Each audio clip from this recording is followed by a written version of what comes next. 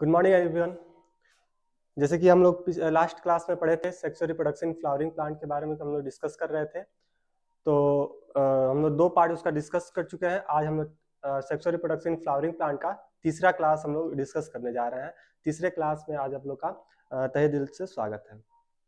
तो जो हम लोग प्रीवियस वीडियो जो था जो कि हम लोग जिसमें हम लोग सेक्सुअल रिप्रोडक्शन फ्लावरिंग प्लांट का मेल रिप्रोडक्टिव पार्ट्स पढ़ लिए थे, जिसमें से कुछ टॉपिक को भी अच्छे तरीके से डिस्कस कर लिए थे नोट्स के साथ।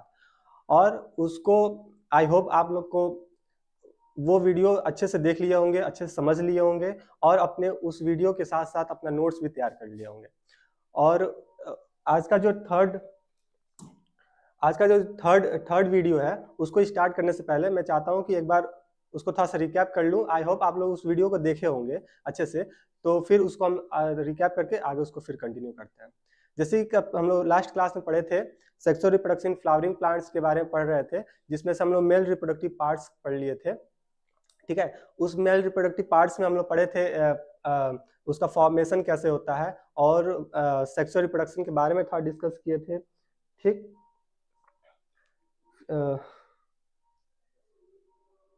हाँ ठीक है। फिर हम लोग एंथर के बारे में पढ़े थे कि एंथर का स्ट्रक्चर कैसा होता है। उसको फिर ट्रांसवर्स सेक्शन अगर करते हैं तो उसको ट्रांसवर्स सेक्शन करने के बाद उसके बाद फिर एग्जामिन किया जाता है तो उसका स्ट्रक्चर कैसे दिखता है। तो आप लोग वो वीडियो अच्छे से तरीके से देखे हैं और आई होप जितना हम क्वेश्चन पूछ रहे हैं आप लोग उसका आंसर तुरंत देते जाएंगे। आप जहां भी बैठे हैं वहीं पे क्या कीजिए, हम जैसे क्वेश्चन बोले आप अपना आंसर तुरंत अपने लाउडली बोलिए, आपको पता चल जाएगा, या फिर कमेंट सेक्शन में उसको पिन अप कर दीजिए। तो एंथर का स्ट्रक्चर कैसा था? तो एंथर का स्ट्रक्चर कुछ ऐसा था ना, ऐसा था, कुछ ऐसा था, ऐसा नहीं था। तो इसमें हम क्या कह रहे थे, इसको एंथर कह रहे थे, एंथर। इसको क्या कह रहे थे, फिलामेंट कह रहे थे, फिलामेंट। ठीक है, इसको क्या कह रहे थे, थैलमस कह रहे थे, थैलमस। अब एक और बात चीज बताए थे आप लोग को कि ये एंथर हो गया, फिर ये फिलामेंट हो गया, ये फिर थैलमस हो गया। जो थैलमस सबसे लास्ट वाला मतलब प्रॉक्सिमल पार्ट होता है, यहाँ से जो फिलामेंट अटैच हुआ रहता है, यानी कि ये वाला पोर्शन, कौन सा पोर्शन, ये वाला पोर्शन, ये एक ये वाला पोर्शन हो गया था और दूसरा कौन सा था, ये वाला पोर्शन था। ठीक है, इस दोनों पोर्शन को अलग अलग हम नाम से डोनेट कर रहे थे। इसको कह रहे थे हम लोग क्या, प्रॉक्सिमल इंड, प्रॉक्सिमल इंड कह रहे थे। ठीक है, ये ना कह रहे थे प्रॉक्सिमल इंड, और इसको क्या कह रहे थे, डिस्टल इंड कह रहे थे, डिस्टल इंड। यानी कि हम लोग ये बात किए थे कि जो प्रॉक्सिमल इंड होता है वो किससे अटैच रहता है, यानी कि वो फिलामेंट, वो जो प्रॉक्सिमल इंड होता है वो थैलमस से अटैच हुआ रहता है, और जो डिस्टल इंड होता है वो किससे अटैच हुआ रहता है, तो बताएंगे किससे, एंथर से अटैच हुआ रहता है। यही एंथर, इसी एंथर को अगर हम ट्रांसवर्स सेक्शन करके देखते हैं, इसी एंथर को क्या करते थे, ट्रांसवर्स सेक्शन कर रहे थे, तो उसका कुछ स्ट्रक्चर कुछ ऐसा दिख रहा था, उसका इसका स्ट्रक्चर कुछ ऐसा दिख रहा था। एक सेकेंड, ऐसा दिख रहा था।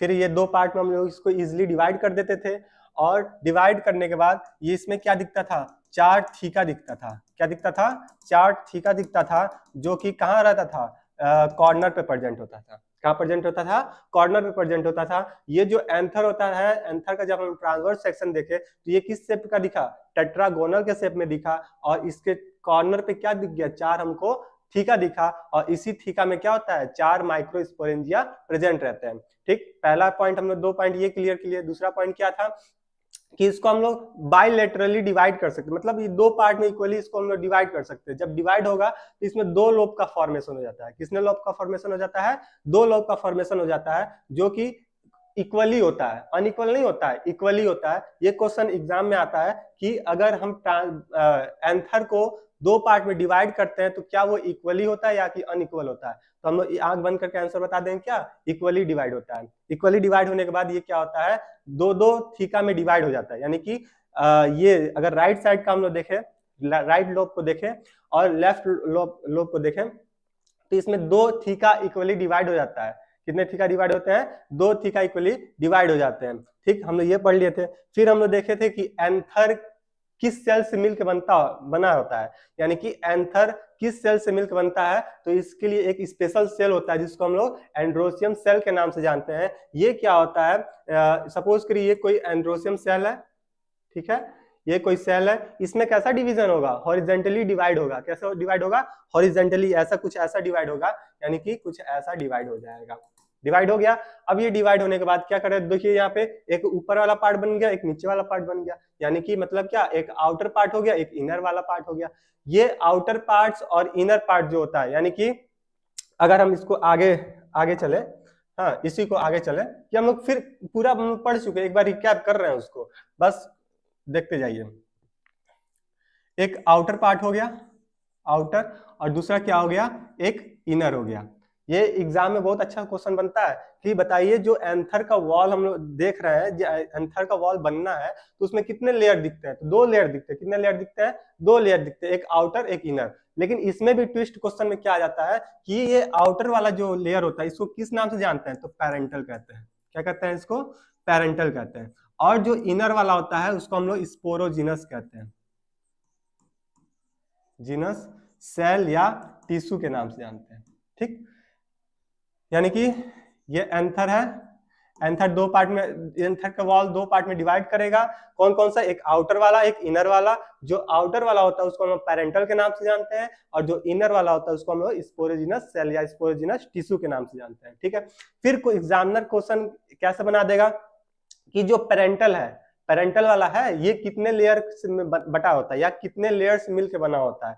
इसका आउटर से इनर की तरफ जो भी सिस्टमेटिक पोजीशन होता है उसको बारे में लिखिए, ठीक है। या फिर 4 ऑप्शन दे देगा, उसको जो पोजीशन है आगे पीछे दे देगा, बोलेगा क्या इसमें से सही सीक्वेंस बताइए जो कि पैरेंटल का लेयर होता है आउटर से इनर की तरफ। तो देखिए बताइए कौन कौन सा होता है, तुरंत बताइए कमेंट में कौन कौन सा होता है। सबसे पहले क्या होता है, एपिडर्मिस होता है, एपिडर्मिस सबको पता था, ठीक है, अच्छी बात है। फिर कौन सा होता है, कौन सा होता है, एंडोथीसियम, वेरी गुड,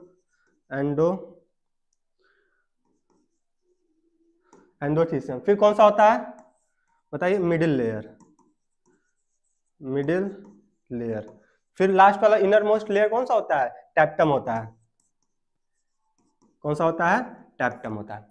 तो यहाँ तक ये बात क्लियर होगा सबको, आई होप सबको क्लियर होगा कि जो पेरेंटल होता है उसके कितने लेयर होते हैं, 4 लेयर हो जाते हैं, जो कि आउटर से इनर की तरफ ये क्या होता है, सिस्टमेटिक पोजीशन में अरेंज हुए रहते हैं, ठीक है। सबसे आउटर लेयर कौन सा होता है, एपिडर्मिस होता है। फिर उसके सेकंड मोस्ट लेयर कौन सा होता है, एंडोथीसियम होता है। फिर जो थर्ड लेयर होता है उसको क्या कहते हैं, मिडिल लेयर कहते हैं। फिर जो लास्ट लेयर जो होता है, जो सबसे इनर मोस्ट लेयर होता है, उसको किस नाम से जानते हैं, तो टैप्टम के नाम से जानते हैं। यहाँ तक हम लोग अच्छे तरह से इसको डिस्कस कर लिए थे, अच्छे तरह से समझ भी लिए थे, और अच्छे तरह से हम लोग क्या किए थे, इसको याद भी कर लिए थे, ठीक है। मेरे क्लास में क्या करना है, लिखना भी, सबसे पहले मेरी बातों को समझना है, ठीक है। जो मैं यहाँ पे लिख रहा हूँ उसको साथ साथ लिखते रहना अपने कॉपी में, ठीक है। या फिर जो भी नोट्स बना रहे हैं अपने साथ साथ उसको वन लाइनर भी लिखते रहना है, और साथ ही साथ क्या करना है, इसको याद भी करते रहना है, ठीक है। यानी कि फिर हम लोग आज सपोज करिए आज हम लोग जो पढ़े उसको याद कर लिए, फिर जैसे ही हम कल क्लास में आएंगे, नया जो भी क्लास प्रोवाइड किया जाएगा उसमें सबसे पहले आप लोग क्या किया जाएगा, क्वेश्चन को पूछा जाएगा, फिर जाके तभी नया टॉपिक स्टार्ट किया जाएगा। आगे बात समझ में, वेरी गुड। तो सबसे पहले क्या था, पेरेंटल के कितने लेयर थे, 4 लेयर थे। कौन कौन से, epidermis, endothecium, middle layer, tapetum. ये क्या था, आउटर से इनर की तरफ ये सिस्टमेटिक पोजीशन था, ठीक है। अगर एग्जामिनर पूछे कि आउटर से इनर का डायरेक्शन बताइए तो इजीली बता सकते हैं। सबसे पहले एपिडर्मिस आता है, ठीक है। उसके बाद कौन सा लेयर आता है, एंडोथीसियम आता है। फिर कौन सा लेयर आता है, मिडिल लेयर आता है। फिर कौन सा सबसे इनर मोस्ट लेयर कौन सा होता है, टैप्टम होता है। अगर एग्जामिनर तो ये पूछ लिया, चलिए ठीक है। फिर एग्जामिनर पूछा क्या कि सबसे कौन सा पूछ लिया, सपोज कीजिए क्वेश्चन पूछ लिया कि प्रोटेक्टिव लेयर कौन सा होता है, एंथर का जो वॉल होता है पेरेंटल का, तो उसमें प्रोटेक्टिव लेयर कौन सा होता है, तो हम लोग बता देंगे क्या कि प्रोटेक्टिव लेयर कौन सा है, एपिडर्मिस है। कौन सा है, एपिडर्मिस है। एपिडर्मिस सबसे आउटर मोस्ट लेयर होता है, और ये क्या करता है, प्रोटेक्शन का काम करता है। साथ ही साथ ये जो इसकी जो सेल होती है, सिंगल लेयर की सेल होती है, मतलब इस एपिडर्मिस में कोई लेयरिंग नहीं पाई जाती, ये सिंगल लेयर का ही सेल होता है। और हाँ, साथ में ये क्या करता है, डेhiscence में हेल्प करता है। डेhiscence का मतलब क्या होता है, जो एंथर का वॉल होता है ना, उसको फटने में हेल्प करता है। क्या करने में हेल्प करता है, उसको फटने में हेल्प करता है, और वहां से पॉलन ग्रेन को बाहर इन्वायरमेंट में रिलीज करने में हेल्प करता है। तो ये काम किसका होता है, एपिडर्मिस का होता है। यहाँ तो कोई दिक्कत नहीं। ठीक, फिर जो सेकेंड मोस्ट लेयर क्या था, एंडोथीसियम था। एंडोथीसियम में हम लोग ये जानते थे कि ये सेकेंड मोस्ट लेयर होता है। कितना कौन लेयर होता है, सेकेंड मोस्ट लेयर होता है। और ये क्या करता है, ये भी प्रोटेक्शन का काम करता है। किससे प्रोटेक्शन का काम करता है, ये इस तो हम कह सकते हैं सर क्या, ये सिंगल लेयर का होगा, और ये हाइग्रोस्कोपिक इन नेचर का होता है। हाइग्रोस्कोपिक नेचर का मतलब क्या, कि ये वाटर लविंग होता है, यानी कि वाटर को एब्जॉर्ब करने के लिए इसके अंदर क्षमता होती है। ठीक है, यहाँ तो कोई दिक्कत नहीं। तो हाँ ठीक है, एंडोथीसियम में हम लोग कौन कौन सा बात डिस्कस कर चुके थे, और अभी हम लोग क्या क्या डिस्कस किए हैं कि ये सिंगल लेयर का होता है। अच्छी बात है। फिर ये क्या होता है, हाइग्रोस्कोपिक इन नेचर होता है, यानी कि इन्वायरमेंट में पानी है, तो उस पानी को अगर वाटर इसके अंदर इंटर कर रहा है, एंथर के अंदर इंटर करना चाह रहा है, तो ये अपने अंदर क्या करेगा, एब्जॉर्ब कर लेगा। क्या कर लेगा, एब्जॉर्ब कर लेगा। तो ये काम था एंडोथीसियम का। और साथ ही साथ ये डेhiscence में भी हेल्प करेगा। और जो पॉलन ग्रेन है, जो पॉलन ग्रेन जो मेल गेमेटोफाइट है, उसको पॉलिनेट करने में हेल्प करता है। मतलब एक फ्लावर से दूसरे फ्लावर तक कैरी ऑन कराने के लिए उसका मीडियम बनता है। मीडियम मतलब अभी हम लोग इसको डिस्कस कर लिए थे। अगर आप लोग क्लास नहीं देखे हैं तो जाइए सेकेंड पार्ट इसका तुरंत देखिए, अब फिर यहाँ पे क्लास को ज्वाइन कीजिए। ठीक है, फिर थर्ड मोस्ट लेयर कौन सा होता है, मिडिल लेयर के बारे में हम लोग डिस्कस किए थे। ये जो मिडिल लेयर होता है, इसमें ये खासियत होता है कि ये 2 से 3 लेयर तक का ये पाया जाता है। कितने लेयर का पाया जाता है, 2 से 3 लेयर पाया जाता है। और ये पॉलन ग्रेन को नरिशमेंट प्रोवाइड करने में हेल्प करता है। किसमें हेल्प करता है, नरिशमेंट हेल्प प्रोवाइड करता है, यानी कि पॉलन ग्रेन को फूड प्रोवाइड करता है, न्यूट्रिशन प्रोवाइड करता है। इसलिए हम कह सकते हैं कि ये जो मिडिल लेयर होता है, इसका जो शॉर्ट लाइफ का ड्यूरेशन होता है, कितने लाइफ का होता है, शॉर्ट लाइफ, यानी कि इसका जो कह सकते हैं इसका जो जीवन चक्र होता है ना, बहुत छोटा सा होता है। क्यों होता है, क्योंकि ये अपना पूरा समय क्या करता है, पॉलन ग्रेन को न्यूट्रिशन प्रोवाइड करने में लगा देता है। जैसे इसके पास न्यूट्रिशन खत्म होता है, ये फिर चल देता है। ठीक, फिर जो लास्ट मोस्ट लेयर था, सबसे इनर मोस्ट लेयर था, उसको क्या नाम देते थे, टेप्टम कहते थे। ये टेप्टम क्या करता है, ये टेप्टम भी पॉलन ग्रेन को न्यूट्रिशन प्रोवाइड करता है। ठीक है, साथ ही साथ कई एंजाइम का फॉर्मेशन करने में भी हेल्प करता है, जैसे कि IAA, इंडोल एसिटिक एसिड, जिसको नाम से जानते हैं। ठीक है, जो प्लांट में प्लांट हार्मोन एक तरह से होता है, इसको भी फॉर्मेशन करने में ये टेप्टम का मोस्ट इंपॉर्टेंट रोल प्ले होता है। ठीक है, अब ये जो टेप्टम है, ये इसके अलावा और क्या फंक्शन होता है टेप्टम का, तो हम लोग ये भी बात डिस्कस किए थे कि इसके अलावा क्या होता है, ये पॉलन कीट के फॉर्मेशन करने में हेल्प करता है। अब ये बहुत लोग सोच रहे होंगे नए बच्चे, अरे सर ये पॉलन कीट क्या होता है, पॉलन कीट क्या होता है बताइए आप लोग, पॉलन कीट क्या होता है बताइए। तो पॉलन कीट क्या होता है, ये कुछ नहीं होता, ये क्या होता है, येलो स्टिकी सब्सटेंस होता है। क्या होता है, येलो स्टिकी सब्सटेंस होता है, यानी कि पॉलन ग्रेन ही होता है, जो कि क्या, जैसे सपोज करिए हम गार्डन में गए, किसी गार्डन में गए, बगीचे में गए, या फिर हम लोग के घर में क्या, घर के मतलब दरवाजे पे क्या फूल लगा हुआ है, तो उसमें हिबिस्कस का फ्लावर देख लिया अगर, या फिर चाइना रोज जिसको कहते हैं, उसके फ्लावर को टच करते हैं, या फिर किसी भी नॉर्मल फ्लावर को टच करते हैं, तो हमारे हाथ में येलो कलर का वाइट पाउडर स्टिकी सब्सटेंस चिपक जाता है। कितने लोग किए हैं बताइए, कितने लोग किए हैं। ठीक है, तो देखें क्या हाथ में पीला पीला चीज लग जाता है, या फिर कपड़े में उसके पास से गुजरे तो कपड़े में लग जाता है, तो वो क्या है, पॉलन कीट है, यानी कि पॉलन ग्रेन है। वो क्या करता है, वो पॉलन ग्रेन एक फ्लावर से दूसरे फ्लावर तक ट्रांसफर होने में, यानी पॉलिनेट होने में ये मददगार साबित होता है पॉलन कीट। या फिर कोई भी इंसेक्ट है, या फिर बटरफ्लाई ही क्यों ना हो, या फिर हनी बी ही क्यों ना हो, अगर ये किसी प्लांट के पास गया नेक्टर कलेक्ट करने के लिए, ठीक है, बटरफ्लाई उड़ते उड़ते गई और फ्लावर पे बैठ गई और पॉलन नेक्टर को कलेक्ट कर रही है, तो उस कंडीशन में तो अपना वो फूड तो ले रही है, नेक्टर ले रही है, लेकिन उसके बॉडी पार्ट्स में, उसके लेग में हो गया, या फिर उसके विंग्स पंख में हो गया, ये पॉलन कीट या पॉलन ग्रेन आके चिपक जाता है, चिपक गया, फिर ये दूसरे फ्लावर के ऊपर जाती है, फिर नेक्टर कलेक्ट करने के लिए, तो ये जो पॉलन किट था या पॉलन ग्रेन था उसके ऊपर क्या, फ्लावर के ऊपर रिलीज आउट हो जाता है। तो ये पॉलन ग्रेन कहाँ पहुंच जाता है, दूसरे फ्लावर यानी फीमेल फ्लावर के पास, फीमेल रिप्रोडक्टिव पार्ट्स के पास ये पहुंच जाता है। और वहां पे जाने के बाद क्या करता है, आपस में दोनों गैमेट फ्यूज होते हैं, फ्यूज होने के बाद क्या करते हैं, नया सीड का फॉर्मेशन करने के लिए हेल्प हो जाता है। ये चीज हम लोग पिछले क्लास में, लास्ट क्लास में हम लोग डिस्कस कर चुके थे। फिर इसके डिस्कस करने के बाद हम लोग देखे थे क्या कि ये हम लोग पेरेंटल के बारे में ही डिस्कस कर रहे थे, ठीक है, पेरेंटल का ही डिस्कस कर रहे थे, यानी कि एंथर का जो वॉल था उसके आउटर लेयर का ही डिस्कस कर रहे थे। हम लोग इनर जो मोस्ट लेयर होता था उसके बारे में हम लोग डिस्कस नहीं किए थे। और जो इनर मोस्ट लेयर होता है उसको क्या नाम बोलते हैं, बताइए जल्दी से, क्या नाम बोलते हैं, very good, sporogenous, sporogenous tissue, या फिर इसी को स्पोरोजिनस सेल के नाम से जानते हैं। ये कैसा होता है, आउटर की इनर, आउटर की इनर, इनर कौन सा होता है, ये इनर मोस्ट लेयर होता है, ठीक है। अब ये डेवलप कैसे करता है, ये तो बात आ गई ना कि हम लोग देखे थे क्या, पेरेंटल था या फिर एंथर था, कैसे डेवलप किया, किस सेल से डेवलप किया, अच्छी बात है, कुछ ना कुछ सेल वहां पे लगा हुआ होगा, कौन सा सेल है बताइए तुरंत, ठीक है। उसी तरह जो स्पोरोजिनस सेल है या स्पोरोजिनस टिश्यू है, ठीक है, ये कैसे डेवलप किया होगा, किस सेल से डेवलप किया होगा, तो एक सेल होता है जिसका बोलते हैं क्या, माइक्रोस्पोर, क्या बोलते हैं इसको, माइक्रोस्पोर मदर सेल, जिसको हम लोग बोलते हैं MMC के नाम से, क्या बोलते हैं इसमें, MMC, यानी कि माइक्रोस्पोर मदर सेल के हेल्प से ये जो स्पोरोजिनस टिश्यू होता है या सेल होता है ये क्या होता है, डेवलप करता है। तो यहाँ पे हम लिख दे क्या, डेवलप, तो कोई दिक्कत,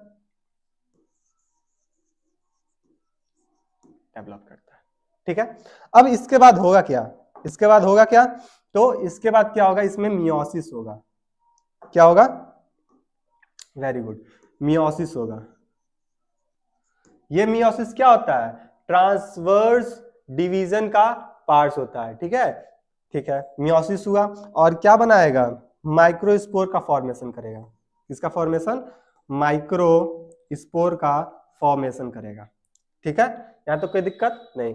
अब ये माइक्रोस्पोर बनने के बाद क्या बन जाएगा, इसमें पॉलन ग्रेन का फॉर्मेशन हो जाएगा, पॉलन ग्रेन बन के तैयार हो जाएगा। और यही पॉलन ग्रेन क्या होता है, क्या होता है बताइए, यही पॉलन ग्रेन क्या होता है, मेल गैमीटोफाइट होता है, गैमीटोफाइट,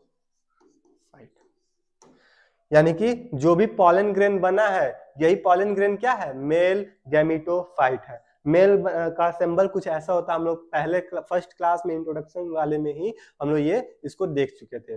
तो हम लोग क्या डिस्कस किया है कि जो इनर लेयर होता है उसमें कौन सा टिश्यू या सेल होता है, तो स्पोरोजिनस टिश्यू या स्पोरोजिनस सेल होता है, ठीक है। ये कैसे डेवलप किया रहता है, तो ये माइक्रोस्पोर मदर सेल के थ्रू क्या किया जाता है, डेवलप किया रहता है। फिर इसमें मियोसिस होता है, ये मियोसिस क्या होता है, ट्रांसफर डिवीजन होता है, और इसके बाद होने के बाद क्या होता है, ये माइक्रोस्पोर का फॉर्मेशन करता है, और माइक्रोस्पोर फॉर्मेशन करने के बाद ये क्या करता है, पॉलन ग्रेन का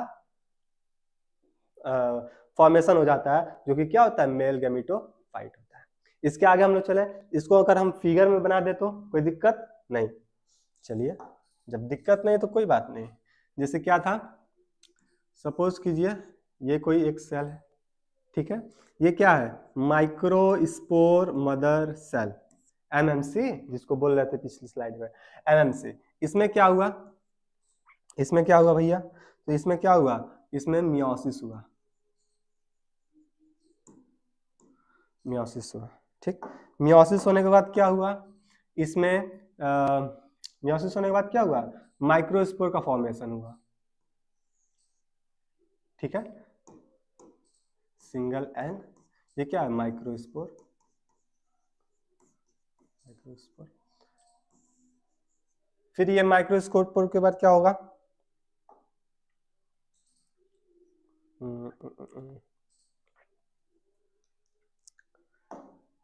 माइक्रोस्पोर है, फिर ये क्या हो जाएगा, 2 से 4 सेल में डिवाइड कर जाएगा। कितने सेल में डिवाइड कर दिया, 4 सेल में। सबसे पहले देखो एक सिंगल सेल है जिसको माइक्रोस्पोर मदर सेल कह रहे थे, इसमें मियोसिस हुआ, 2 सेल का फॉर्मेशन किया यानी कि माइक्रोस्पोर बन गया। अब इसका क्या होगा, आगे फिर डिवाइड हो जाएगा, ठीक है, और डिवाइड होने के बाद ये कितने सेल का फॉर्मेशन कर लेगा, 4 सेल का फॉर्मेशन कर लेगा। ये 4 सेल क्या होता है, चारों देखिए आपस में अटैच हुए हैं, आपस में क्या हुए हैं, अटैच हुए हैं, यानी कि आपस में जुड़े हुए हैं। ये किसके हेल्प से जुड़े हुए हैं, तो ये क्या इसके हेल्प से जुड़े हुए हैं, विद द हेल्प ऑफ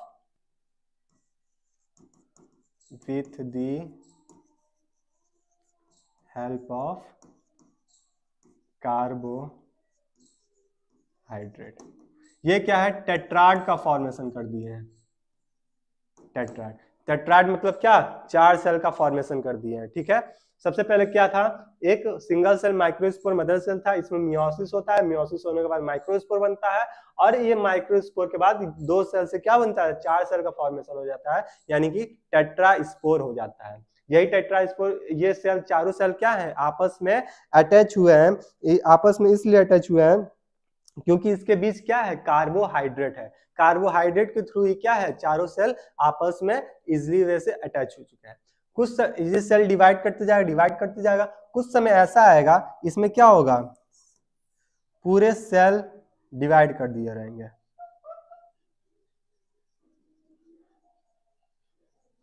ठीक है, बहुत सारे सेल आ गए, ठीक। अब इसमें क्या होगा, वैक्यूलेशन होगा, इसका क्या होगा, वैक्यूलेशन होगा, क्या होगा, वैक्यूलेशन, वैक्यूलेशन। और ये एक वैक्यूल का फॉर्मेशन करने लगेगा, किसका फॉर्मेशन करने लगेगा, एक वैक्यूल का फॉर्मेशन करने लगेगा, कुछ ऐसे, कुछ वैक्यूल का फॉर्मेशन करने लगेगा, ठीक है। बहुत से सारे सेल हुए, इसमें वैक्यूलेशन हुआ, और ये क्या करेगा, वैक्यूल्स का फॉर्मेशन करने लगेगा। इसके बाद क्या होगा, इसमें इसका जो इसके जो न्यूक्लियस होंगे, क्या होंगे, इसका जो न्यूक्लियस होंगे, यहाँ पे क्या होगा, स्पिंडल फाइबर का फॉर्मेशन करने लगा, जो कि एसिमेट्रिकली होता है। कैसे होता है, एसिमेट्रिकली होता है। ये वैक्यूलेशन हुआ, वैक्यूलेशन होने के बाद इसमें क्या होगा, इसमें क्या होगा, तो स्पिंडल फाइबर का फॉर्मेशन होगा, स्पिंडल फाइबर का फॉर्मेशन होगा, ठीक है। और ये स्पिंडल फाइबर कहाँ बनेंगे, न्यूक्लियस के पास, जो कि एसिमेट्रिकली होंगे। कैसे होंगे ये स्पिंडल फाइबर, और कहाँ होंगे, न्यूक्लियस के पास होंगे, और ये क्या होंगे, एसिमेट्रिक होंगे।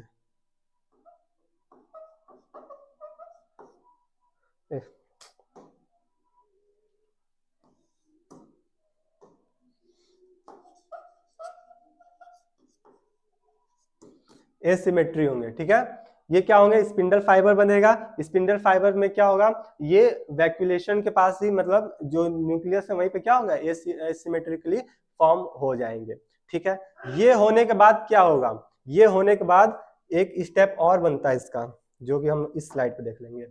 इस सेल बनने के बाद वैक्यूलेशन हुआ, वैक्यूलेशन होने के बाद स्पिंडल फाइबर बना, स्पिंडल फाइबर बनने के बाद क्या होता है, ये सेल 2 पार्ट में डिवाइड कर जाता है, ऐसे कुछ ऐसा स्ट्रक्चर में, ठीक है, कुछ ऐसा स्ट्रक्चर में डिवाइड करता है, जो कि एक पार्ट जो होता है वो क्या होता है, लार्जर फॉर्म में होता है, और दूसरा पार्ट क्या होता है, स्मॉलर फॉर्म में होता है।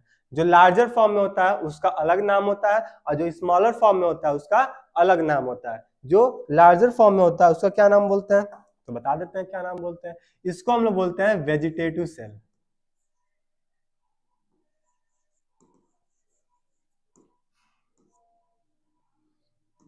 Vegetative cell. और जो छोटा वाला पार्ट होता है इसको क्या बोलते हैं, जर्म सेल या फिर जर्मिनेटिव सेल, ठीक है। ये जो छोटा वाला पार्ट दिखा और एक बड़ा वाला पार्ट दिखा, जो बड़ा वाला पार्ट दिखा उसको क्या बोलेंगे, वेजिटेटिव सेल बोलेंगे, और जो छोटा वाला पार्ट जो पोस्टीरियर साइड में दिखता है उसको क्या बोलते हैं, जर्मिनेटिव सेल या फिर जर्म सेल के नाम से जानते हैं। ये तो बात समझ में आ गई कि इससे पहले क्या हुआ था, वैक्यूलेशन हुआ था, और वैक्यूलेशन होने के बाद वैक्यूलेशन हुआ, ठीक है, सेल का वैक्यूलेशन हुआ, फिर इस पे स्पिंडल फाइबर बना, एसिमेट्रिकली डिवाइड होके न्यूक्लियस के पास, और फिर क्या हो गया, और फिर क्या हुआ, इसमें दो पार्ट में डिवाइड हो गया। एक जो आउटर जो पोस्टीरियर एंटीरियर पार्ट था वो क्या हो गया, लार्जर इन फॉर्म में था, जिसको हम लोग वेजिटेटिव सेल के नाम से जान गए, और जो स्मॉलर फॉर्म में था उसको हम लोग जर्म सेल या फिर जर्मिनेटिव सेल के नाम से जानते हैं।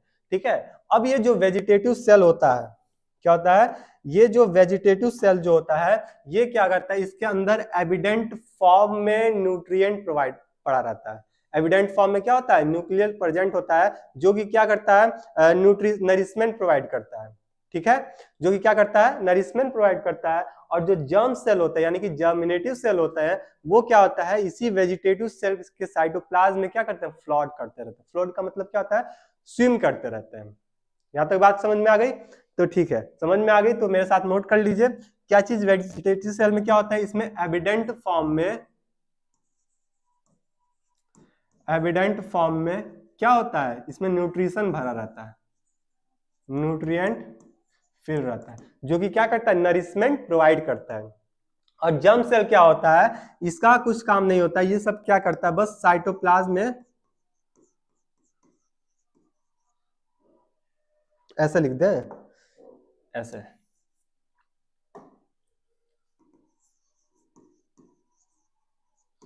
Floating in cytoplasm of vegetative cell.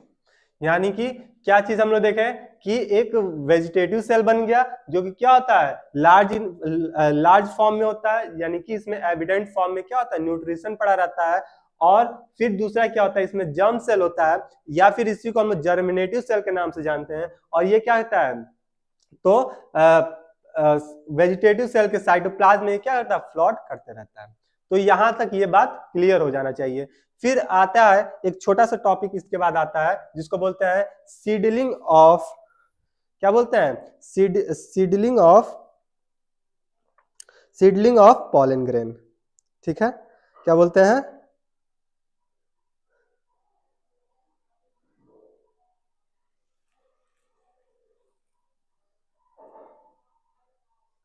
Seedling of pollen grain. यानी कि ये जो पॉलन ग्रेन होता है, आगे चले, इसके आगे आगे हम लोग प्रोसीड करें, तो आगे जब प्रोसीड करेंगे तो एक छोटा सा टॉपिक आता है जिसका नाम होता है सीडलिंग ऑफ पॉलन ग्रेन। यानी कि अभी तक हम लोग पहले क्लास जो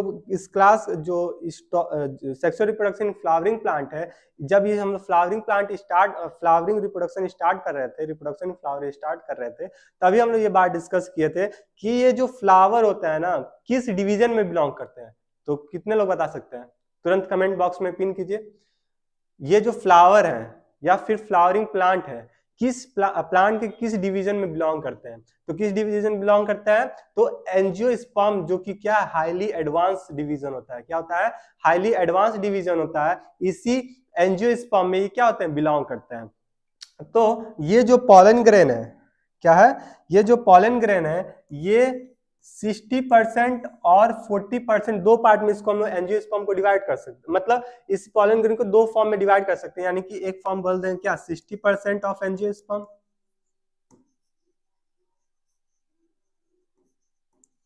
और एक कह दिए 40% ऑफ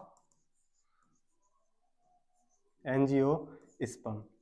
मतलब क्या कि ये तो बात क्लियर था अभी तक कि क्या जो भी फ्लावरिंग प्लांट होते हैं वो किस फाइलम किस डिवीजन में बिलोंग करते हैं प्लांट के, तो एंजियोस्पर्म में बिलोंग करते हैं। और बिलोंग करने के बाद तो ठीक है भैया, अच्छी बात है, पॉलन जो भी फ्लावर है, प्लांट वाले फ्लावरिंग प्लांट वाले जितने भी हैं मेंबर, वो किस में बिलोंग कर रहे हैं, तो एंजियोस्पर्म में बिलोंग कर रहे हैं। तो और क्या कर रहे हैं, ये सेक्सुअल रिप्रोडक्शन में पार्टिसिपेट कर रहे हैं। और जब गैमेट्स इनका बन रहे हैं तो क्या कर रहे हैं, पॉलन ग्रेन बना रहे हैं। क्या बना रहे हैं, पॉलन ग्रेन बना रहे हैं। लेकिन इनके जो सेल्स बनते हैं, मतलब 3 सेल स्टेज या 2 सेल स्टेज, ये वेरीज करते हैं। एंजियोस्पर्म में ये वेरीज करते हैं। यानी कि जो भी 60% ऑफ एंजियोस्पर्म में होते हैं और 40% ऑफ एंजियोस्पर्म में होता है। जो 60% ऑफ एंजियोस्पर्म में होते हैं उसमें 2 सेल का फॉर्मेशन होता है, ठीक है। एंथर जो होता है डाइसेंस करता है, और जो पॉलन ग्रेन होता है ना, 2 सेल में ये क्या होते हैं, 2 सेल के होते हैं, 2 सेल स्टेज वाले होते हैं। यानी कि इसके जो एंथर होंगे, क्या होंगे, इसके एंथर होंगे, यानी कि एंथर तो वो बनेगा, और ये एंथर क्या होगा, डाइसेंस होगा।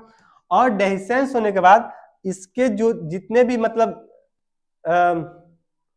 2 सेल स्टेज वाले होते हैं, कितने सेल स्टेज वाले होते हैं, तो 2 सेल स्टेज वाले होते हैं। यानी कि इसके जो पॉलन ग्रेन बाहर डाइसेंस, एंथर जब डाइसेंस हुआ, पॉलन ग्रेन बाहर निकला, मतलब तो समझिए जैसे एंजियोस्पर्म है, ठीक है, एंजियोस्पर्म में एंथर तो बन गया, उसके बाद क्या होगा, इसका डाइसेंस होगा, यानी कि एंथर वॉल फटेगा। फटने के बाद क्या होगा, पॉलन ग्रेन बाहर निकलेगा। पॉलन ग्रेन जो बाहर निकला उसमें मोस्टली क्या होता है, 2 सेल स्टेज वाले होते हैं। कितने सेल स्टेज वाले होते हैं, 2 सेल स्टेज वाले होते हैं। यानी कि एंथर तो डिवाइड करेगा, एंथर तो डाइसेंस करेगा, फटेगा, और फटने के बाद क्या होगा, इन्वायरमेंट में पॉलन ग्रेन रिलीज होगा, पॉलन ग्रेन। और ये जो पॉलन ग्रेन जो बाहर आया है,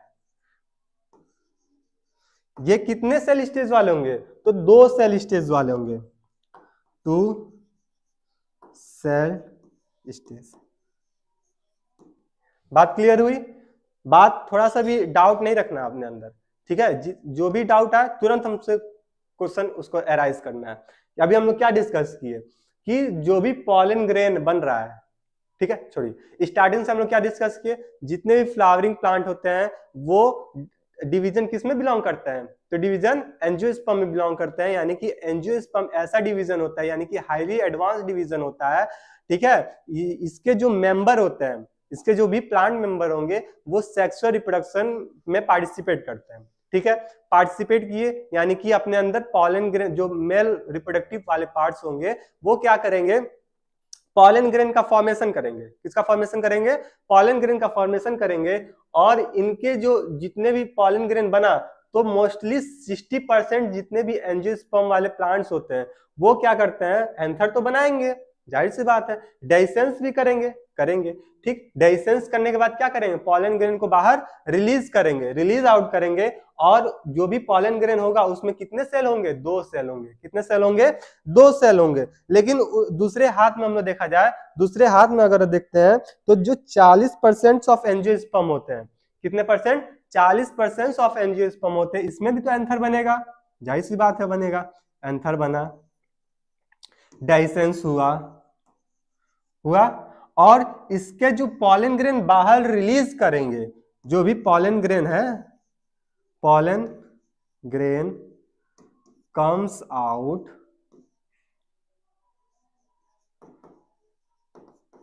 यहां पे डिफरेंशिएट हो जाता है। कितने सेल के स्टेज होंगे, 3 सेल वाले होंगे। कितने सेल वाले होंगे, 3 सेल स्टेज वाले होंगे। कॉन्सेप्ट को क्लियर कीजिएगा। अभी हम लोग क्या डिस्कस किए कि मोस्टली जो 60% ऑफ एंजियोस्पर्म वाले के जितने भी प्लांट्स, फ्लावरिंग प्लांट होते हैं, उसमें एंथर बनेगा, पॉलन ग्रेन एंथर डाइसेंस किया, फटा, और पॉलन ग्रेन बाहर रिलीज किया। तो इसके जो भी पॉलन ग्रेन होते हैं उसमें 2 सेल स्टेज वाले होते हैं। कितने सेल स्टेज वाले होते हैं, 2 सेल स्टेज वाले होते हैं। लेकिन जो 40% ऑफ एंजियोस्पर्म होते हैं उसमें जो भी पॉलन ग्रेन बनता है उसमें सेल कितने होते हैं, कितने सेल स्टेज वाले होते हैं, 3 सेल स्टेज वाले होते हैं। तो इसका हम एक छोटा सा डायग्राम भी बना सकते हैं, जरूर बना सकते हैं। जैसे क्या है, सपोज कीजिए ये कोई पॉलन ग्रेन बनना है और इसमें कितने सेल स्टेज हैं, 2 सेल स्टेज हैं, 2 सेल स्टेज हैं।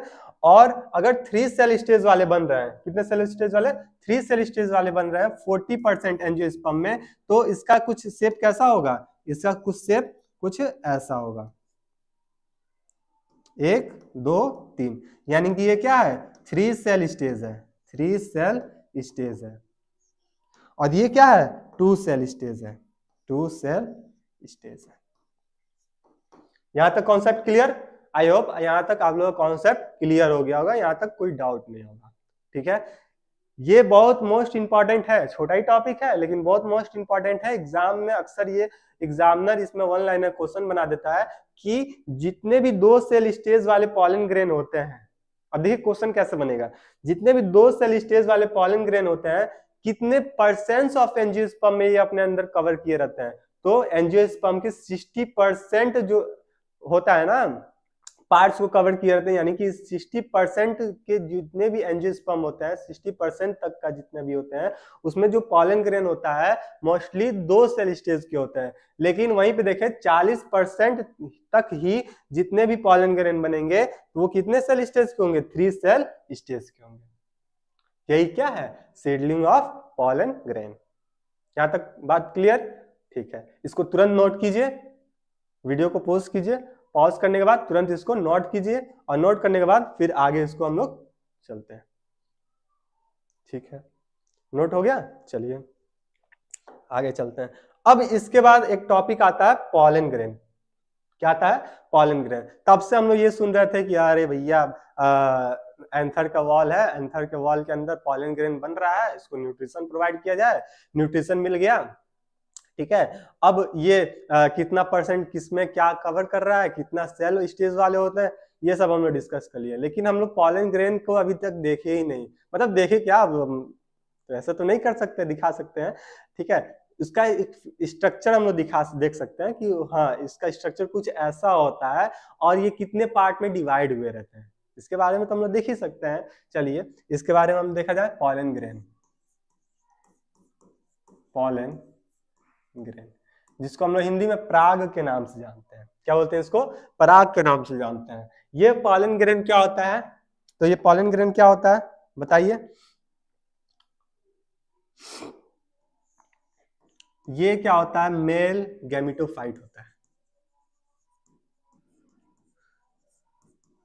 क्या होता है, मेल गैमेटोफाइट। और ये बनेगा कहां, बनेगा कहां, एंथर में बनेगा। कहां बनेगा, एंथर में बनेगा। फिर ये कितने सेल तक के होते हैं, तो किसी के 60% ऑफ एंजियोस्पर्म में क्या होता है, ये कितने सेल स्टेज है, 2 सेल वाले होते हैं, 2 सेल स्टेज वाले होते हैं। और रिमेनिंग जो 40% एंजियोस्पर्म बचा उसमें 2 से 3 सेल स्टेज वाले पॉलन ग्रेन होते हैं। ठीक है, यानी कि ये मेल गैमेटोफाइट होता है। ये कहां बनेगा, इसका फॉर्मेशन कहां होगा, एंथर में होगा। फिर ये एंथर में बन गया पॉलन ग्रेन, तो 60% जो भी पॉलन ग्रेन होंगे उनके कितने सेल स्टेज वाले होंगे, 2 सेल स्टेज वाले होंगे। और जो रिमेनिंग 40% वाले जितने एंजियोस्पर्म होंगे उसमें कितने होंगे, 3 सेल स्टेज वाले होंगे। यहां तो कोई डाउट नहीं। अब पॉलन ग्रेन को साइज क्या होता है, क्या चीज, ठीक है, साइज से पहले हम लोग यहाँ पे एक चीज बात देख लें कि ये मेल गैमेटोफाइट है। ठीक है, चलिए कोई दिक्कत नहीं, यानी कि मेल रिप्रोडक्टिव पार्ट्स में बनेगा,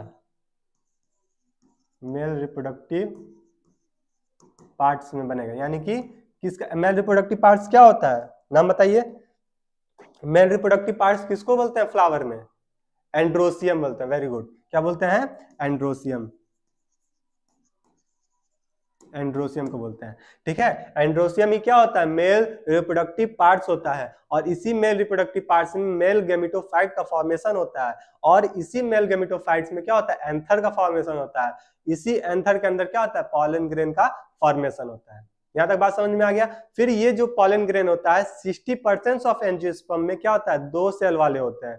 लेकिन वहीं पे जो रिमेनिंग 40% जितने भी एंजियोस्पर्मिक के मेंबर बच रहे हैं, प्लांट बच रहे हैं, उनमें जो पॉलन ग्रेन बनेगा वो 3 स्टेज वाले, 3 सेल स्टेज वाले बनेंगे। ठीक है, और जो इसका जो साइज होता है, मतलब साइज कितना ये बड़ा होता है, तो इसका अगर साइज देखते हैं ना, साइज, तो इसका जो साइज होता है वो कितने का होता है, कोई बता सकता है क्या आप लोग में से, बताइए। इसका जो साइज होता है 25 से 30 माइक्रोमीटर का होता है, 25 से 30 माइक्रोमीटर का होता है। तो ये बात आप लोग हमेशा याद करके रखेंगे, एकदम कंठस्थ करके रखेंगे कि जो ये भी पॉलन ग्रेन है वो क्या है, मेल रिप्रोडक्टिव गैमेटोफाइट है कि फीमेल गैमेटोफाइट है। तो बताएंगे क्या कि नहीं सर, ये मेल गेमिटोफाइट्स है, और इसका जो साइज कितना होता है, तो साइज बताएंगे उसको क्या, कि ये 25 से 30 माइक्रोमीटर के साइज में होता है। कौन? Pollen grain. और ये पॉलन ग्रेन क्या है? Male gametophyte. यहां तक आई होप कोई दिक्कत नहीं होगा, कोई डाउट नहीं होगा। ठीक है, ठीक। अब ये जो पॉलन ग्रेन होता है, ये जो भी पॉलन ग्रेन है, ठीक है, ये जो पॉलन ग्रेन है, ये क्या होता है? हाईली न्यूट्रिटिव होता है।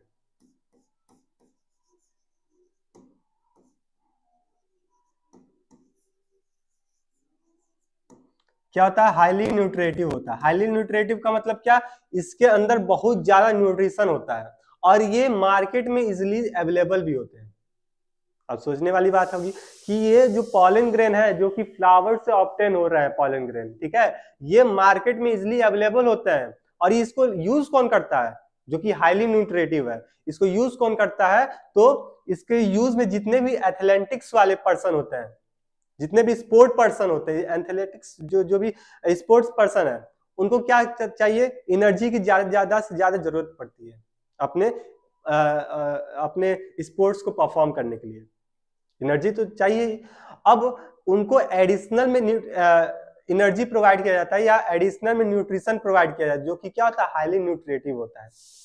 और ये किस फॉर्म में दिया जाता है? इसको टैबलेट के फॉर्म में दिया जाता है, या फिर सिरप के फॉर्म में दिया जाता है, या फिर इस फॉर्म में दिया जाता है। और मार्केट में इसका वैक्स भी अवेलेबल होता है। मार्केट में इसका टैबलेट अवेलेबल होगा, सिरप अवेलेबल होगा, और इसका वैक्स भी अवेलेबल होगा, जो कि क्या होता है? हाईली न्यूट्रिटिव होता है। और ये यूज कौन करता है? एथलेटिक्स वाले जितने भी पर्सन होते हैं, स्पोर्ट्स पर्सन जितने भी होते हैं, या फिर कह दे हम सिंपल लैंग्वेज में, या फिर किसको दे सकते हैं? जितने भी रेसर हॉर्स होते हैं, जितने भी घोड़ा जो दौड़ने वाले जो रेस लगाते हैं, जिसपे मूवी में देखे होंगे लोग, क्या कि हम इस पे इतना रुपया लगाते हैं, इस घोड़े पे इतना रुपया लगाते हैं, तो वो क्या, अगर वो जीतता है तो उनको पैसा होता है।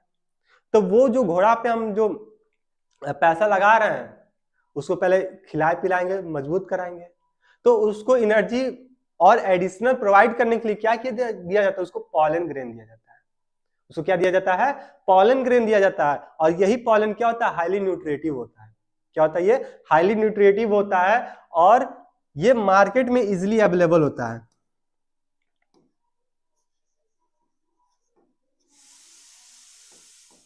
Available in market. और ये किस फॉर्म में अवेलेबल होता है? किस फॉर्म में अवेलेबल होता है? तो टैबलेट के फॉर्म में अवेलेबल होता है। किस फॉर्म में होता है? टैबलेट के फॉर्म में होगा, या फिर सिरप के फॉर्म में होगा, या फिर वैक्स के फॉर्म में होगा। किस फॉर्म में होगा? टैबलेट के फॉर्म में होगा, सिरप के फॉर्म में होगा, या फिर ये वैक्स के फॉर्म में होगा, जो कि क्या होता है? हाईली न्यूट्रिटिव होता है। और इसको किसको दिया जाता है? जितने भी एथलेटिक्स वाले पर्सन होते हैं, स्पोर्ट पर्सन होते हैं, या फिर रेसर हॉर्स होते हैं, उन लोगों को ये प्रोवाइड किया जाता है। बात समझ में आई? ये किसको प्रोवाइड किया जाएगा? किसको प्रोवाइड किया जाएगा?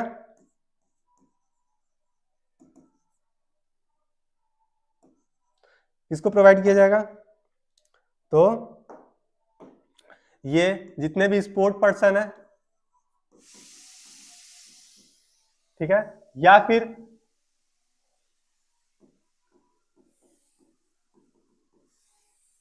रेसर हॉर्स होते हैं, उन लोगों को क्या किया जाता है? ये पॉलन ग्रेन प्रोवाइड किया जाता है। ठीक है, आई होप ये स्लाइड आप लोग को इजिली वे में समझ में आ गया होगा। ये स्लाइड में हम लोग क्या क्या डिस्कस किया है? तो पॉलन ग्रेन होता क्या है? सबसे पहले हम लोग देखा है पॉलन ग्रेन होता क्या है। तो ये क्या होता है? मेल गेमिटोफाइट होता है। क्या होता है? मेल गेमिटोफाइट होता है। और ये कहां बनता है? तो मेल रिप्रोडक्टिव पार्ट्स में बनता है, जो कि क्या होता है? एंड्रोसियम होता है। ठीक है, एंड्रोसियम होता है। अब ये एंड्रोसियम में क्या होता है? एंथर में प्रेजेंट होता है। एंथर में इसका फॉर्मेशन होता है। और जितने भी ये एंजियोस्पर्मिक 60% जितने भी एंजियोस्पर्मिक प्लांट्स होते हैं, उसमें ये जो पॉलन ग्रेन होता है 2 सेल स्टेज वाले होते हैं। कितने सेल स्टेज वाले होते हैं? 2 सेल स्टेज वाले होते हैं। जो रिमेनिंग 40% ऑफ एंजियोस्पर्म बनते हैं, बचे रहते हैं, उसमें ये 3 सेल के स्टेज वाले पॉलन ग्रेन पाए जाते हैं। क्या तो कोई डाउट? फिर हमने डिस्कस किया इसका साइज कितना होता है, मतलब ये कितना बड़ा होता है। तो हमको साइज भी पता चल गया कितने साइज के होते हैं, 25 to 30 माइक्रोमीटर के साइज में ये प्रेजेंट होता है। ठीक, फिर हम लोग देखा है ये जो पॉलन ग्रेन होता है ये क्या होता है, हाईली न्यूट्रिएटिव होता है। क्या होता है, हाईली न्यूट्रिएटिव होता है, यानी कि इसके अंदर बहुत ज्यादा न्यूट्रिशन भरा पड़ा रहता है। अगर कोई इसको यूज कर लिया उसके अंदर बहुत ज्यादा पावर या एनर्जी आ जाता है। ठीक है, और इसको यूज कौन करता है, तो जितने भी एथलेटिक्स पर्सन यानी स्पोर्ट पर्सन जितने हो गए या फिर रेसर हॉर्स हो गए, उन लोग इसको यूज करते हैं। क्यों यूज करते हैं, कि उनको एडिशनल में एनर्जी मिले, एडिशनल एनर्जी मिले, और अपने स्पोर्ट्स के प्रति क्या करते हैं, एनर्जेटिक होके अपने स्पोर्ट्स को परफॉर्म करें और विन जीते। ठीक है, जिस तरह हमको पढ़ने के लिए क्या चाहिए, ज्यादा से ज्यादा एनर्जी चाहिए। ठीक है, तो हम अच्छे से पढ़ सकते हैं, अपने एग्जाम को अच्छे से परफॉर्म कर सकते हैं, अपने ड्रीम कॉलेज या ड्रीम यूनिवर्सिटी में जा सकते हैं। उसके लिए तो हमको पढ़ना पड़ेगा और उसके लिए हमको एनर्जी भी चाहिए। ठीक है, उसी तरह जितने भी स्पोर्ट पर्सन परफॉर्म कर रहे हैं या फिर जितने भी घोड़े मैदान में दौड़ रहे हैं उनको एनर्जी चाहिए, और वो एनर्जी एडिशनल कहाँ से दिया जाता है, पॉलन ग्रेन से दिया जाता है। कहाँ से दिया जाता है, पॉलन ग्रेन से दिया जाता है, जो कि क्या होता है, हाईली न्यूट्रिएटिव होता है। ठीक है, और ये मार्केट में इजिली अवेलेबल होता है। किस फॉर्म में अवेलेबल होता है, तो टैबलेट के फॉर्म में अवेलेबल होगा, या फिर सिरप के फॉर्म में अवेलेबल होगा, या फिर वैक्स के फॉर्म में अवेलेबल होगा। ठीक है, यहां तक इस स्लाइड को तुरंत नोट कीजिए, फिर आगे हम लोग प्रोसीड करते हैं। ठीक, चलिए इसको आगे देखा जाए। अब तो हम लोग देख लिए पॉलन ग्रेन होता क्या है, पॉलन ग्रेन के बारे में देख लिए, मेल रिप्रोडक्टिव पार्ट्स के बारे में देख लिए। ठीक है, देख लिए, फिर आगे हम लोग देखेंगे, यानी कि मेल रिप्रोडक्टिव प्लांट्स जितने भी थे उसको हम लोग अच्छे से डिस्कस कर लिए। अब ये डिस्कस करने के बाद, यानी कि यहां तक हम लोग ये डिस्कस कर लिए थे कि पॉलन ग्रेन होता क्या था। ठीक है, ये कितने सेल स्टेज में होते हैं, ठीक, या फिर इसका साइज कितना होता है, या फिर ये कितने हाईली न्यूट्रिएटिव वाले होते हैं, और कैसे कैसे अवेलेबल होते हैं। इसके आगे हम लोग देखें कि ये इसका स्ट्रक्चर कैसा होता है, किसका, पॉलन ग्रेन का स्ट्रक्चर ऑफ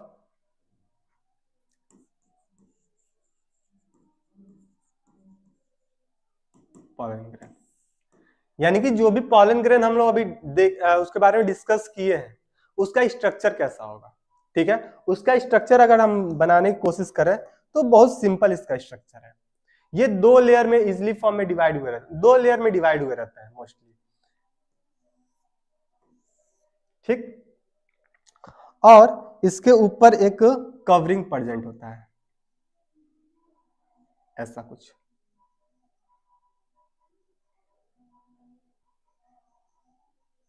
ऐसा कुछ होता है।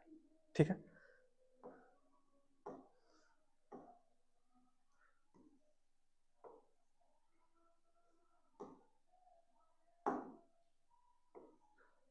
ठीक, अब ये जो आउटर लेयर हमको दिखा, एक इसमें क्या दिख रहा है कि एक सेल है, उसके ऊपर चारों तरफ एक कवरिंग पड़ा हुआ है। ये जो कवरिंग जो बाहर वाला दिखता है इसको हम लोग आउटर लेयर के नाम से जानते हैं, आउटर लेयर। अब ये जो इनर वाला दिख रहा है इसको क्या बोलते हैं, इनर लेयर कहते हैं, इनर लेयर। अब तो ये बात हो गई कि ये जो बाहर वाला जो कवरिंग दिख रहा है, जो डिजाइन फॉर्म में थोड़ा सा दिख रहा है, इसको हम लोग आउटर लेयर कर दिए, और ये इनर वाला जो दिख रहा है इसको क्या कर दिए, इनर लेयर कर दिए। अब ये जो आउटर लेयर है इसको हम बोलते हैं एक्साइन, क्या बोलते हैं इसको, एक्साइन कहते हैं। और जो इनर लेयर होता है इसको क्या बोलते हैं, इंटाइन कहते हैं। क्या बोलते हैं इसको, इंटाइन कहते हैं। यानी कि जो पॉलन ग्रेन होता है उसके दो लेयर पाए जाते हैं, कौन कौन से, एक आउटर लेयर यानी कि एक्साइन कहते हैं, और एक इनर लेयर जिसको हम लोग इंटाइन के नाम से जानते हैं। ये जो एक्साइन होता है ये आउटर लेयर होता है, और ये पॉलन ग्रेन को क्या करता है, प्रोटेक्शन करने का हेल्प करता है। कैसा हेल्प करेगा, प्रोटेक्शन करने का हेल्प करेगा, यानी कि पॉलन ग्रेन को इन्वायरमेंटल इफेक्ट से बचाएगा, या फिर इन्वायरमेंट में जो भी एंजाइम रिलीज हो रहा है जो कि पॉलन ग्रेन को डिस्ट्रॉय कर सकता है, या फिर पॉलन ग्रेन को कोई तरह का नुकसान पहुंचा सकता है, उसको प्रोटेक्ट करने का काम करता है। ठीक है, जैसे हम लोग हैं, हम लोग कोई कपड़ा पहनते हैं, क्लॉथ पहनते हैं, किस लिए पहनते हैं, कि हम बाहर इन्वायरमेंट में निकले तो धूप से बच सके, रेनकोट पहनते हैं बारिश से बच सके, टोपी लगा लेते हैं या फिर ज्यादा हमको धूप ना लगे। ठीक है, ठंड का मौसम आ रहा है, हम लोग जैकेट कोट पहन लेंगे कि हमको ठंड ना लगे। यानी कि जो क्लॉथ्स हम लोग पहन रहे हैं वो क्या कर रहा है, हमको प्रोटेक्शन करने का काम कर रहा है। ठीक ऐसे ही ये जितने भी पॉलन ग्रेन होते हैं उसके ऊपर भी एक आउटर कवरिंग होता है जिसको हम लोग क्लॉथ्स के नाम, या हम लोग क्लॉथ्स कह दे, क्लॉथ्स नहीं क्लॉथ्स कह सकते हैं समझने के लिए। ये क्या होता है, एक्साइन होता है। क्या होता है, एक्साइन होता है। और ये क्या होता है, आउटर लेयर होता है। क्या होता है, ये आउटर लेयर होता है। और जो इनर वाला लेयर दिखता है उसको हम लोग क्या बोलते हैं, इंटाइन के नाम से जानते हैं। ठीक है, क्या बोलते हैं इसको, इंटाइन के नाम से जानते हैं। तो यहां तक तो कोई डाउट नहीं होगा आप लोग को कि एक्साइन होता है और इंटाइन होता है। जो एक्साइन होता है ये प्रोटेक्शन करने का काम करेगा। ठीक है, और ये जो इंटाइन होता है ये जो थीन वॉल से बना होता है और ये कंटिन्यूअस के फॉर्म में होता है। और ये किससे मिलकर बना होगा, तो सेलुलोज और पैक्टिन से मिलकर बना होता है। किससे मिलकर बना होता है, अगर इस फिगर में ध्यान से देखें तो इसमें चीज हम एक चीज लगा सकते हैं इसमें। क्या चीज, यहां पे अगर हम इतना दूर हटा दें, इतना दूर हटा दें, ये नेचर का है, हटा दें। ठीक, यानी कि ये कुछ पॉलन ग्रेन में क्या होता है, पूरा कवर होता है, या फिर कुछ ऐसे पॉलन ग्रेन होते हैं जिनमें क्या होता है, आधे दूर तक ही प्रेजेंट होता है। इस तरह कुछ दूर तक ये ओपनिंग फॉर्म में रहता है। ठीक है, ये जो एक्साइन होता है, ये जो एक्साइन है, ठीक है, ये क्या है, आउटर लेयर है, आउटर लेयर। ठीक है भैया, आउटर लेयर है तो क्या करेगा, प्रोटेक्शन करने में हेल्प करेगा। प्रोटेक्शन मतलब पॉलन ग्रेन को सुरक्षा प्रदान करेगा। तो यहां पे लिख दिया प्रोटेक्टिव।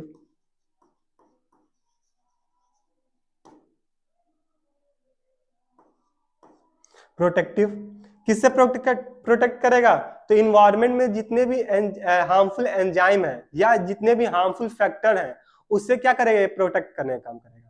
क्या करेगा, ये प्रोटेक्ट करने का काम करेगा। यानी कि एक्साइन क्या करता है, प्रोटेक्शन करने का काम करता है। और कैसा प्रोटेक्शन करता है, तो ये कैसा प्रोटेक्शन करेगा, जितने भी हार्मफुल एंजाइम है या जितने भी हार्मफुल फैक्टर्स हैं उसको ये प्रोटेक्ट करने का काम करता है। तो यहाँ पे हम लिख दें कि प्रोटेक्टेड बाय, प्रोटेक्टेड फ्रॉम किसे, एंजाइम। ये ऐसा लिखते हैं, इसको इरेज करके और अच्छे से लिखते हैं।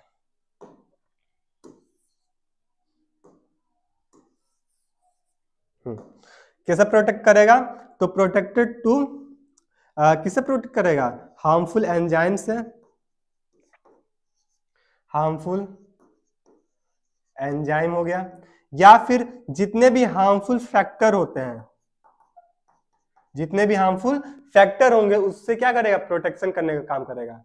ठीक है, और ये हार्मफुल एंजाइम हो गया, हार्मफुल फैक्टर कहां प्रेजेंट होंगे, तो ये सब कहां प्रेजेंट होंगे, तो इन्वायरमेंट में प्रेजेंट होंगे। कहां प्रेजेंट होंगे, इन्वायरमेंट में प्रेजेंट होंगे। यहां तो कोई दिक्कत नहीं। तो अभी तक हम लोग क्या डिस्कस किए कि जो भी पॉलन ग्रेन है इसका दो लेयर फॉर्म में होता है।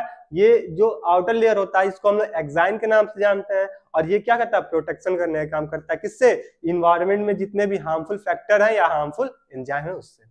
अब इसके बाद दिखता है क्या, इंटाइन वाला पार्ट, यानी कि इनर मोस्ट जो लेयर रहता है। कौन सा लेयर, इनर मोस्ट लेयर। तो यहीं पे उसको भी हम लोग डिस्कस कर लें। क्या है, इंटाइन। ये इंटाइन क्या होता है, इनर मोस्ट लेयर होता है।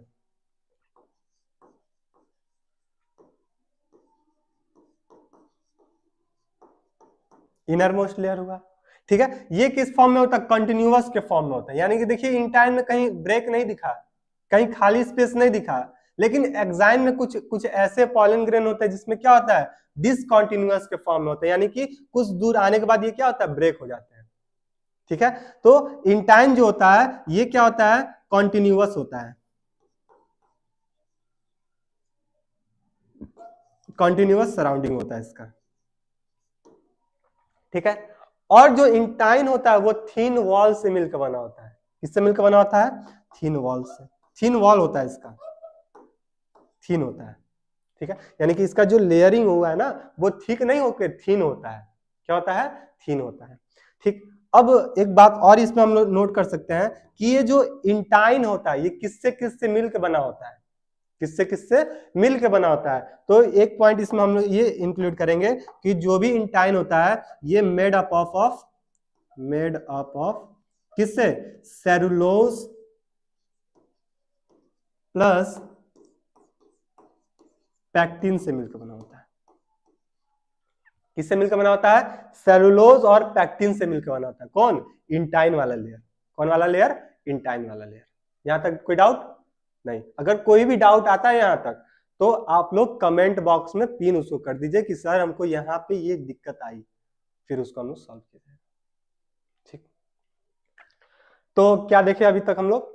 हाँ, एग्जाम में यहाँ से क्वेश्चन क्या आता है कि ये जो इंटाइन होता है किससे मिलकर बना होता है, तो वहां पे एक ऑप्शन दिया रहेगा क्या, सेलुलोज और पैक्टिन। अगर सेलुलोज और पैक्टिन एक साथ दिया तो अच्छी बात है, या फिर सेलुलोज भी दे सकता है या फिर अलग अलग पैक्टिन भी दे सकता है, यानी कि अलग अलग फॉर्म में भी दे सकता है या फिर एक में भी दे सकता है कि हाँ ये जो इंटाइन होता है इससे मिलकर बना होगा, या फिर यहाँ पे दे देगा सेलुलोज, कार्बोहाइड्रेट, विटामिन, प्रोटीन, ऐसा कुछ दे देगा। तो उसमें से हमको क्या चूज करना रहेगा, सेलुलोज को चूज करना रहेगा, या फिर दे देगा cellulose plus pectin, cellulose plus carbohydrate, carbohydrate plus protein, ऐसा दे दिया। तब हमको क्या चूज करना लगेगा कि जो भी इंटाइन का वॉल है किससे मिलकर बना है, सेलुलोज और पैक्टिन से मिलकर बना हुआ है। किससे मिलकर बना हुआ है, सेलुलोज और पैक्टिन से मिलकर बना हुआ है। ठीक, और इसमें क्या पूछ सकता है कि जो एग्जाइन होता है वो उसका वर्क फंक्शन क्या होता है, काम क्या होता है। तो जो एग्जाइन होता है ना उसका काम क्या होता है, प्रोटेक्शन करने का काम होता है। क्या करने का काम होता है, प्रोटेक्शन करने का काम होता है। किससे, तो जितने भी हार्मफुल फैक्टर हैं या जितने भी हार्मफुल एंजाइम है इन्वायरमेंट में उससे प्रोटेक्ट करने का है काम करता है। यहाँ तो कोई डाउट नहीं, वेरी गुड। तो अभी तक हम लोग क्या देखे, पॉलन ग्रेन के बारे में देखे। ठीक है, पॉलन ग्रेन के बारे में देखने के बाद हम लोग पॉलन का स्ट्रक्चर देखे, पॉलन ग्रेन होता क्या है, कहाँ कहाँ ये अवेलेबल होता है, कैसे फॉर्म में होता है, कौन इसको यूज करता है और इसका साइज क्या होता है, ये सब हम लोग डिस्कस कर लिए। ठीक, इसके बाद हम लोग देखें कि क्या पॉलन ग्रेन का स्ट्रक्चर क्या होता है। तो ये इसके दो लेयर होते हैं, एक आउटर लेयर होता है जिसको हम लोग एक्साइन के नाम से जानते हैं और एक इनर लेयर होता है जिसको हम लोग इंटाइन के नाम से जानते हैं। जो आउटर लेयर होता है ये प्रोटेक्शन करने का काम करेगा और जो इनर लेयर होता है वो क्या होता है, कंटिन्यूअस के फॉर्म में रहता है और ये थिन लेयर इसका होता है और ये किससे मिलकर बना होता है, सेलुलोज और पैक्टिन से मिलकर होता है। इसके बाद एक और टॉपिक, इसका बाद छोटा सा एक टॉपिक आता है जिसका नाम होता है पॉलन वायबिलिटी। पॉलन वायबिलिटी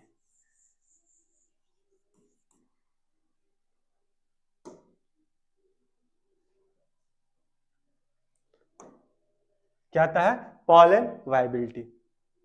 ठीक है, पॉलन वायबिलिटी। अब इस पॉलन वायबिलिटी का मतलब क्या होता है, इसका मतलब कुछ नहीं, बहुत सिंपल है, बहुत सिंपल है। जैसे क्या होता है, जितने भी ऑर्गेनिज्म होते हैं, जितने भी लिविंग थिंग्स को क्या होता है, ऑर्गेनिज्म कहते हैं। ठीक है, पहले हम लोग क्लास 5th में थे या 4th में थे, 1 में थे, 2 में थे, तो हम लोग पढ़ते थे क्या, living things, non living things पढ़ते थे ना।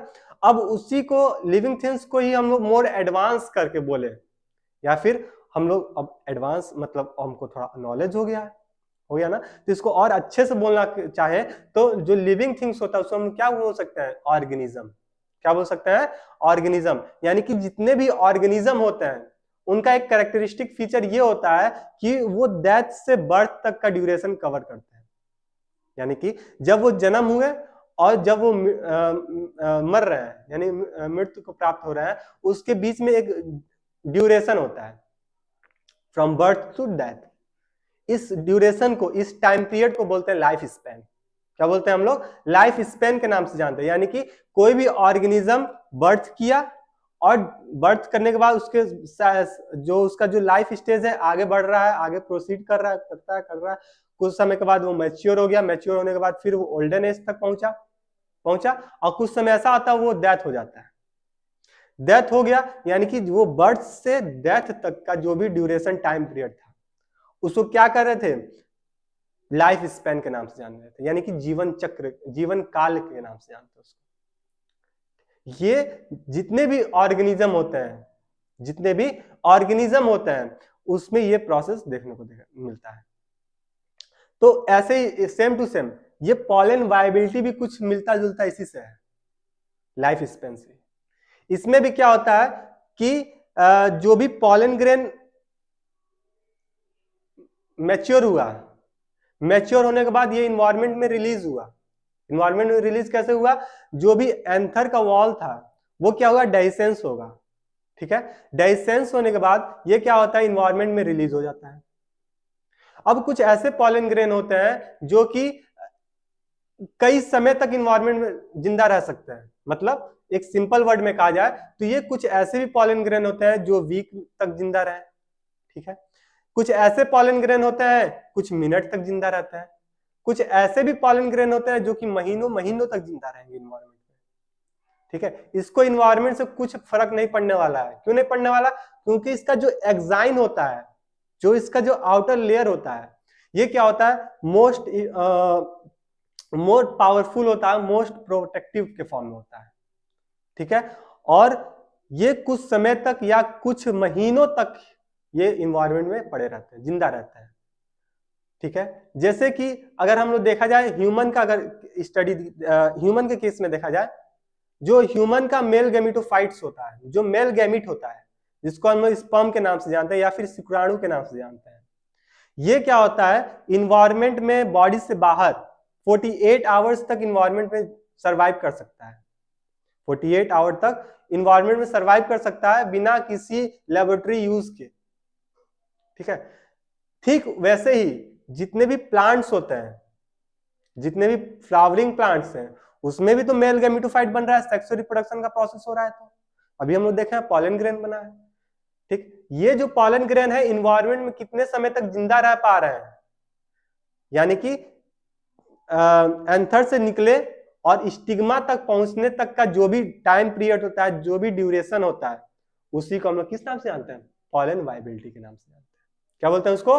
पॉलन वायबिलिटी के नाम से जानते हैं। यानी कि एंथर रिलीज हुआ है, एंथर से रिलीज हुआ है पॉलन ग्रेन, और स्टिग्मा तक जब तक वो लैंड नहीं करता है, स्टिग्मा फीमेल रिप्रोडक्टिव पार्ट्स तक जब तक पहुंचता नहीं है, उस टाइम पीरियड के ड्यूरेशन को क्या बोलते हैं? पॉलन वायबिलिटी के नाम से जानते हैं। यहां तक हमको लगता है, यहां तक आप लोग बात क्लियर हो गई होगी, ठीक है। तो इसको हम लोग एक लाइन में क्या लिख सकते हैं? इसको हम लोग एक लाइन में क्या लिख सकते हैं? तो इसको हम लोग एक लाइन में लिखें तो the period for which pollen retains ability to germinates on landing on the to the stigma. क्या लिख दिए? मेरे साथ लिखिए तुरंत। Period for which pollen retains ability to germinate, या फिर हम लोग लिख दें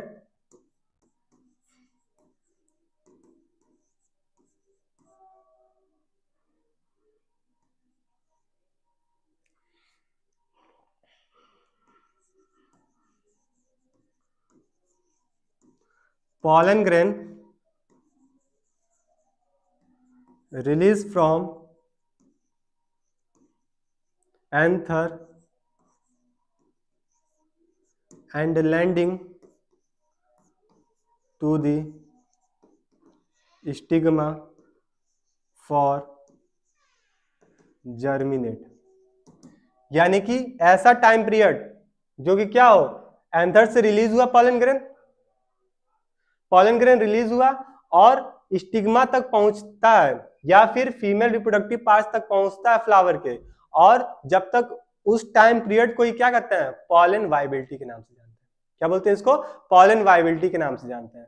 अब जैसे हम लोग के जो डेली लाइफ में जो हम लोग के आसपास में जो प्लांट यूज किया जाता है, क्रॉप यूज किया जाता है, जैसे क्या वीट हो गया, राइस हो गया, इसको हम लोग सीरियल क्रॉप्स के नाम से जानते हैं। क्या बोलते हैं इसको? सीरियल क्रॉप्स कहते हैं। तो यहां पे हम लिख दें, क्या बोलते हैं इसको? सीरियल क्रॉप्स कहते हैं, सीरियल क्रॉप्स। अब आप लोग ये मत सोचिएगा कि घर पे जो सीरियल चलता है उसकी बात सर कर रहे हैं, नहीं नहीं, वो सीरियल अलग है और ये सीरियल क्रॉप्स की बात की जा रही है। उसमें कुछ और होता है, इसमें कुछ और है। ये जो सीरियल क्रॉप्स होते हैं इसमें कौन कौन से इंक्लूड होते हैं, जितने भी हम लोग का अनाज यूज करते हैं ना, अनाज, देसी भाषा में कहा जाए अनाज, जैसे धान हो गया, गेहूं हो गया, मक्का हो गया, जौ हो गया, अरहर हो गया, ये जितने भी हम लोग अनाज यूज करते हैं, ठीक है, अपने एरिया में जितने भी क्रॉप यूज कराए जाते हैं अपने फूड रिक्वायरमेंट के लिए, जैसे राइस हो गया,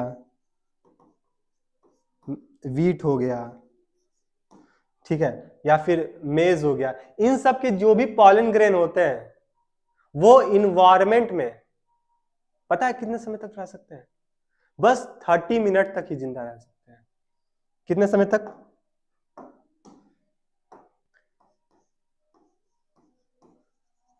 30 मिनट्स तक ही।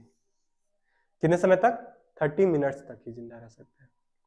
यानी कि जो भी सीरियल क्रॉप्स के पॉलन ग्रेन होते हैं, किसके पॉलन ग्रेन? सीरियल क्रॉप्स के जो भी पॉलन ग्रेन होते हैं वो इन्वायरमेंट में बस 30 मिनट्स तक ही जिंदा रह पाते हैं। लेकिन कुछ प्लांट ऐसे भी होते हैं जो कि क्या होता है, कुछ महीनों तक ये जिंदा रह सकते हैं, जो कि क्या होता है, हाईली वेरिएबल होते हैं। क्या होते हैं? हाईली वेरिएबल होते हैं। जैसे सोलिनेसी के जितने भी मेंबर वाले प्लांट्स होते हैं, जैसे पोटैटो का हो गया, ठीक है, इन सब के जितने भी पॉलन ग्रेन होते हैं ये हाईली वेरिएबल होते हैं।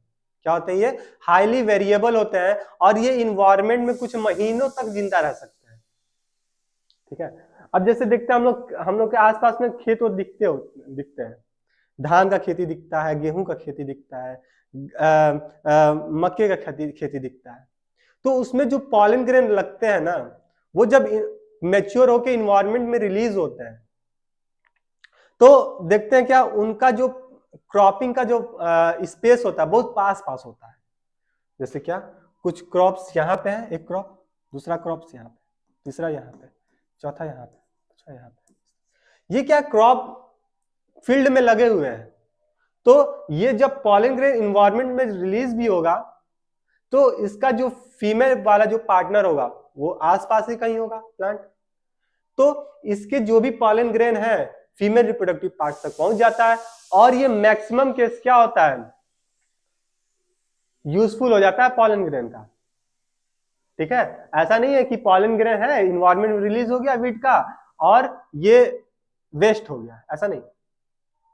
अगर इस फील्ड में एक ही क्रॉप रहता, एक ही कोई सीरियल प्लांट्स रहता, ठीक है, तो ये हो सकता है ये डिस्ट्रॉय हो सकता है। लेकिन क्या फील्ड में बहुत सारे हजारों क्रॉप्स है, ये नहीं तो वो नहीं तो ये, फीमेल रिप्रोडक्टिव पार्ट्स होगा ही, वहां तक ये पहुंच जाता, ठीक है। तो सीरियल क्रॉप्स के जितने भी प्लांट्स होते हैं उनके जो पॉलन वाइबिलिटी होता है कितना होता है, 30 मिनट्स का ही होता है। लेकिन जितने भी सोलिनेसी वाले मेंबर होते हैं, जैसे पोटैटो हो गया, ठीक है, इस वाले जितने भी मेंबर होते हैं उनके जो भी पॉलन ग्रेन की वाइबिलिटी होती है वो हाईली वेरिएबल होते हैं। कुछ वीक तक, कुछ मंथ तक ये जिंदा रह सकते हैं इन्वायरमेंट में, ठीक है। अगर सपोज करिए 30 मिनट तक इसका टाइम ड्यूरेशन है पॉलन ग्रेन का, अगर 30 मिनट तक ये इन्वायरमेंट में अच्छी तरह से जिंदा है, अगर 30 मिनट से 35 मिनट हुआ या 40 मिनट हुआ या 1 आवर हुआ तो ये जो पॉलन ग्रेन था सीरियल क्रॉप्स का वो क्या हो जाएगा, डिस्ट्रॉय हो जाएगा, डैमेज हो जाएगा, वो फिर फर्टिलाइजेशन के लिए कैपेबल नहीं रह जाएगा, ठीक है, वो फिर फर्टिलाइजेशन के लिए कैपेबल नहीं रह पाएगा। अब ये जो पॉलन ग्रेन है कैसे पॉलिनेट करेगा, ये आगे वाले मतलब टॉपिक में हम लोग डिस्कस करेंगे इसको अच्छे से, कि कौन कौन से एजेंट होते हैं, कौन कौन से मीडियम होते हैं जिससे ये जो भी पॉलन ग्रेन होता है एक फ्लावरिंग प्लांट से दूसरे फ्लावरिंग प्लांट तक पहुंचता है। इसको हम लोग एक अलग से पॉलिनेशन का टॉपिक है इसी लेसन में, उसको हम लोग डिस्कस करेंगे। आई होप यहां तक आप लोग को अच्छे तरह से समझ में आ गया होगा कि पॉलन ग्रेन क्या होता है, पॉलन वाइबिलिटी क्या होता है और स्ट्रक्चर ऑफ पॉलन ग्रेन क्या होता है। यहां तक कोई डाउट नहीं होगा। अगर आप लोग को अभी तक भी कोई डाउट मिले तुरंत कमेंट बॉक्स में पिन अप कीजिए। तो हम लोग पॉलन वाइबिलिटी देखे, यानी कि ऐसा टाइम पीरियड जहां से पॉलन ग्रेन इन्वायरमेंट में रिलीज हुआ और स्टिग्मा तक लैंड करने तक का समय जो होता है उसी को पॉलन वाइबिलिटी के नाम से जानते हैं, ठीक है। जितने भी सीरियल क्रॉप्स या सीरियल क्रॉप्स होते हैं, यानी कि राइस हो गया, वीट हो गया, इसके जो टाइम पीरियड होता है वो कितना होता है, 30 मिनट्स का होता है।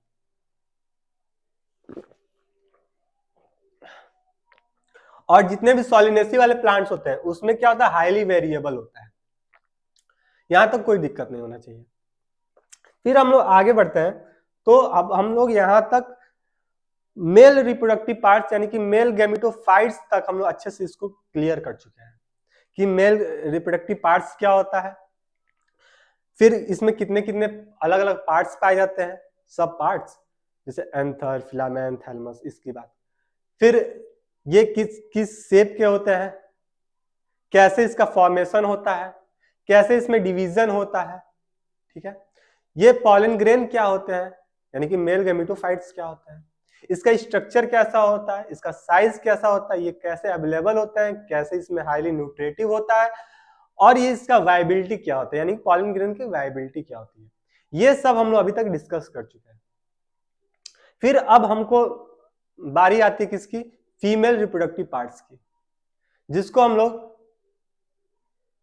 मेगा स्पोरोजेनेसिस के नाम से जानते हैं, या फिर कह दे मेगा स्पोरोजेनेसिस, या फिर कर दे कार्पल, या फिर कह दे पिस्टिल।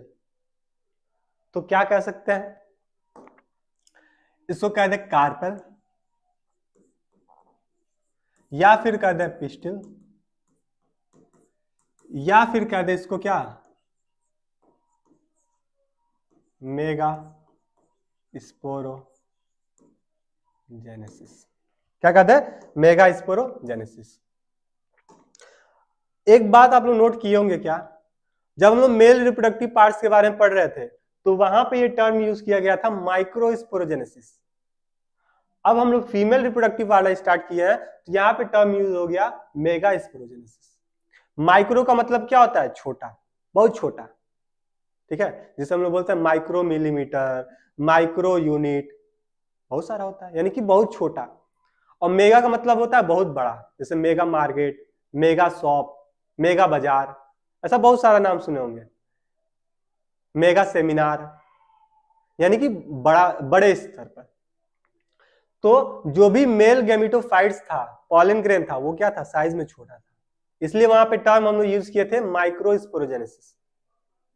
लेकिन यहाँ पे जब फीमेल रिप्रोडक्टिव पार्ट्स का जब हम लोग डिस्कस करने जा रहे हैं तो इसका नाम, टर्म यूज कर दिया गया क्या, मेगा स्पोरोजेनेसिस, यानी कि बड़े स्तर का की बात करने जा रहे हैं, यानी कि जो पॉलन ग्रेन होगा उससे ये थोड़ा बड़ा होगा, जो भी ओवा या एग होगा ये क्या होगा, बड़ा होगा।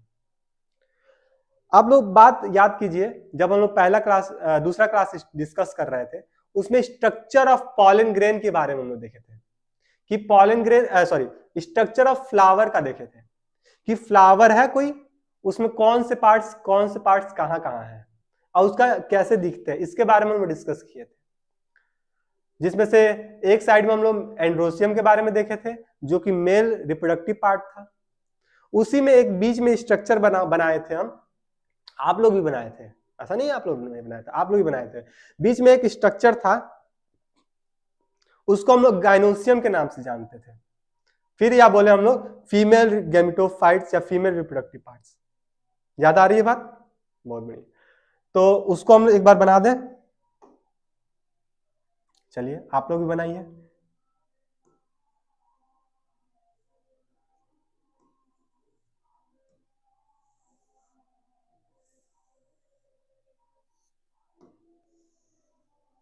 ऐसा कुछ पार्ट दिखा था।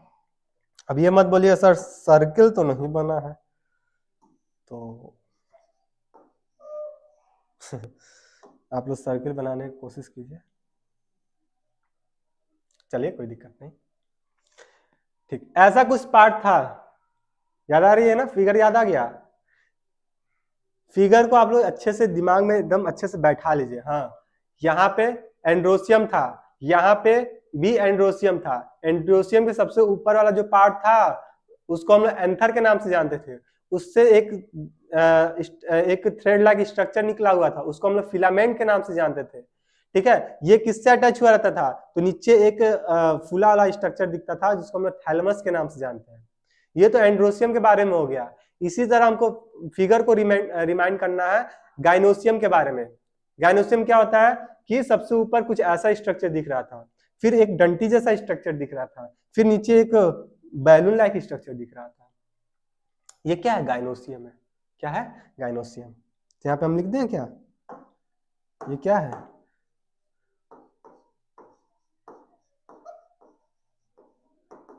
गाइनोसियम क्या होता है?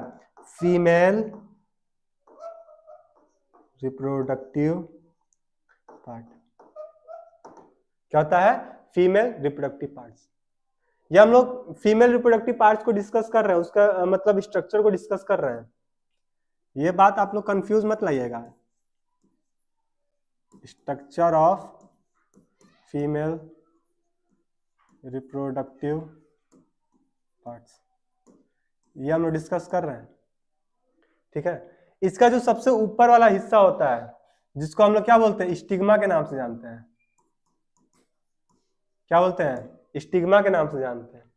इसका ये जो बीच वाला स्ट्रक्चर दिख रहा है, जो एक डंडी जैसे दिख रहा है, ये क्या होता है? स्टाइल होता है। देखिए स्टाइल में खड़ा हुआ है, इसलिए क्या बोल दिया? स्टाइल। या फिर इसको बोल दिया स्टॉक। ये जो देखिए लास्ट में जो उभरा वाला स्ट्रक्चर दिख रहा है, बैलून लाइक स्ट्रक्चर, इसे क्या बोलते हैं? ओवरी कहते हैं। ओव्यूल कह दे।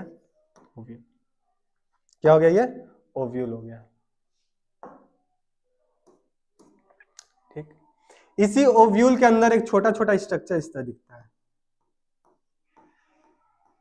इसको क्या कहते हैं? ओवरी कहते हैं। ओवरी। अब ये देखिए बीच में खाली वाला स्पेस दिख रहा है, एम्प्टी स्पेस दिख रहा है, खाली स्पेस, इसको क्या कहते हैं? इसको क्या कहते हैं? तो इसको लॉक्यूल के नाम से जानते हैं, यानी कि एम्प्टी स्पेस।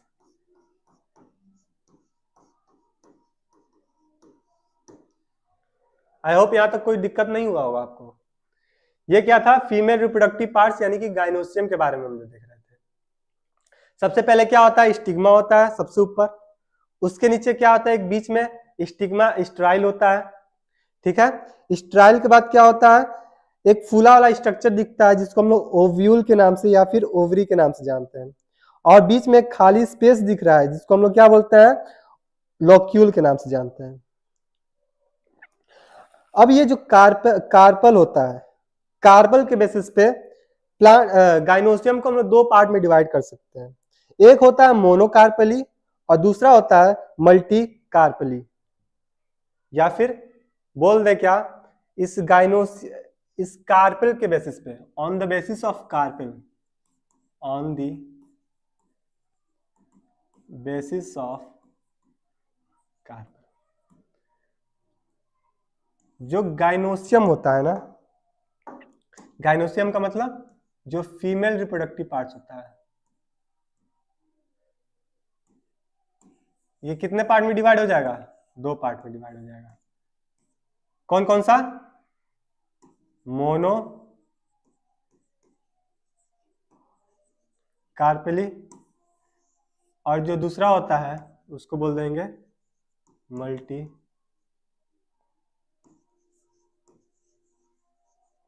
कार्पेली। यानी कि on the basis of carpel gynoecium को हम लोग दो पार्ट में डिवाइड कर सकते हैं। किस किस में? मोनोकार्पेली और मल्टी कार्पेली। जब हम लोग क्लास इंट्रोडक्शन डिस्कस कर रहे थे, उस दिन भी हम लोग ये बात डिस्कस किए थे कि अगर कोई बायोलॉजी का बड़ा भड़कम भारी वर्ड दिख रहा है, उसको बीच में से हम लोग तोड़ दें तो उसी वर्ड में उसका मतलब दिख जाता है। कैसे? अब यहाँ पे देखिए मोनोकार्पली लिखा हुआ है। मोनो का मतलब होता है एक, और कार्पल का मतलब क्या होता है? कार्पल।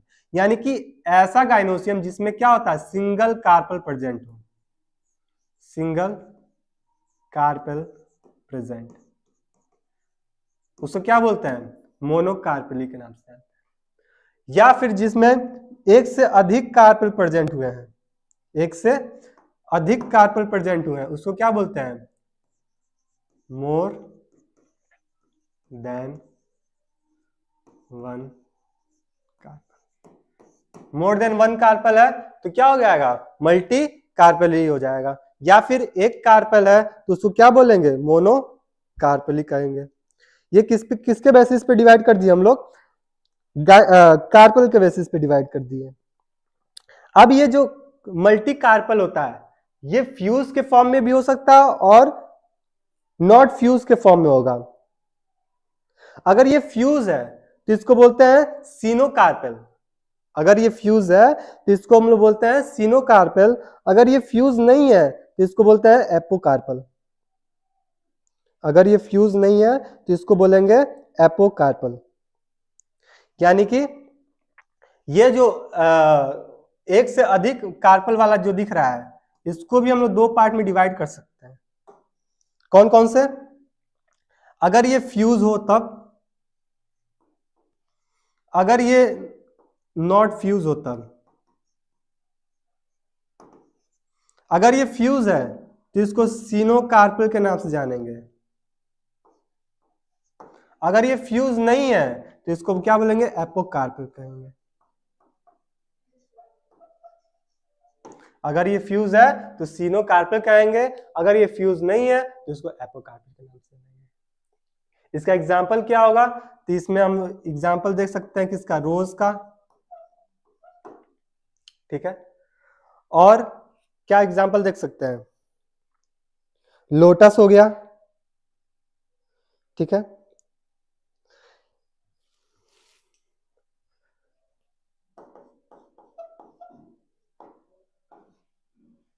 लोटस। फिर इसमें क्या देख सकते हैं? China rose. फिर इसमें क्या देख सकते हैं हम लोग? चाइना रोज हो गया और पेपर, यानी कि काली मिर्च। पता है ना सबको, घर पे यूज, चाय में यूज किया जाता है। तो अभी तक हम लोग क्या देखे? On the basis of carpel gynoecium को हम लोग दो पार्ट में डिवाइड कर सकते हैं। कौन कौन से? मोनोकार्पली और मल्टीकार्पली। मोनोकार्पली का मतलब क्या है?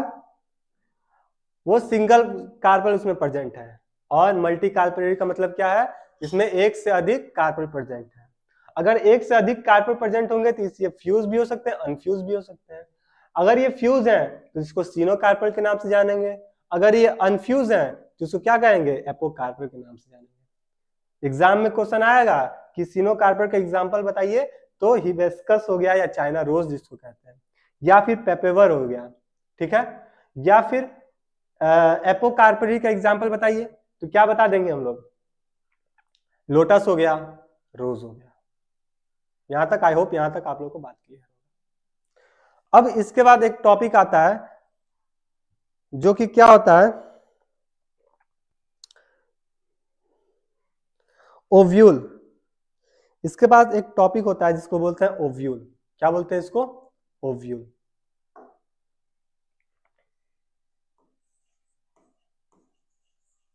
या फिर इसको मेगा स्पोरोजेनेसिस के नाम से जानते हैं। ओव्यूल या मेगा स्पोरोजेनेसिस। यानी कि ये स्ट्रक्चर जो भी था, ये ओव्यूल, इसके बारे में हम लोग अब डिफ्रेंशिएट करके देखना, इसको हम लोग अब माइक्रोस्कोप में और अच्छे से एग्जामिन करने जा रहे हैं। जिससे हम लोग उधर एंथर को देख रहे थे ना, एंथर को ट्रांसवर्स सेक्शन काटे तो उसको कैसा हमको दिखा? उसमें टेट्राइड दिखा या फिर टेट्रागोनल फॉर्म में दिखा। उसी तरह ये जो ये ओव्यूल है, इसको अगर हम ट्रांसवर्स सेक्शन करते हैं तो इसका स्ट्रक्चर कुछ कैसा दिखेगा? एक छोटा सा स्ट्रक्चर है, उसको भी देख लिया जाए। ठीक, ये बीच में एक ये सेल। ठीक,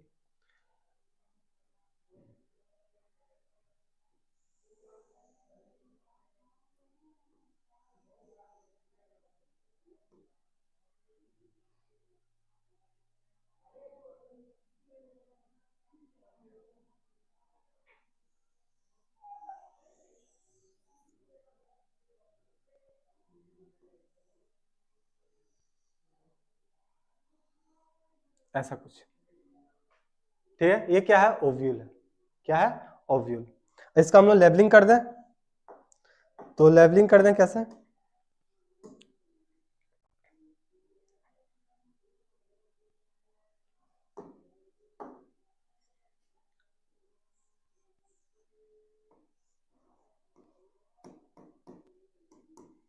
ठीक, ऐसा कुछ होता है।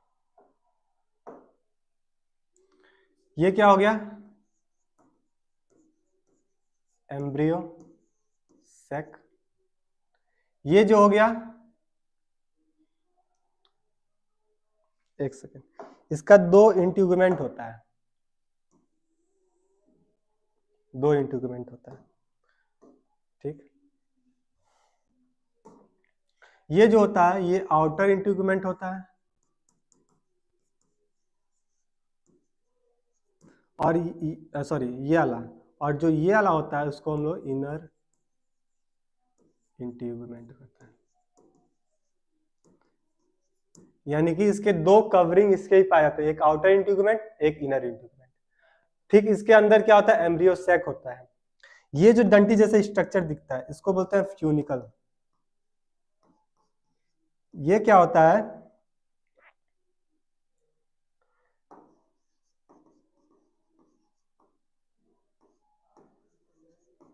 Attachment to ovary. ओवरी के साथ क्या होता है, ये अटैच हुआ रहता है। फिर ये उभरा वाला पार्ट दिखता है, इसको बोलते हैं हीलियम। ये एक ऐसा पॉइंट होता है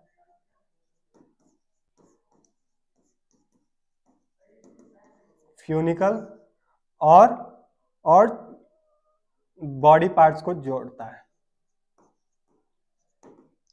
ये जो पार्ट्स, ये वाला जो पार्ट्स होता है इसको बोलते हैं चलाजल इंड।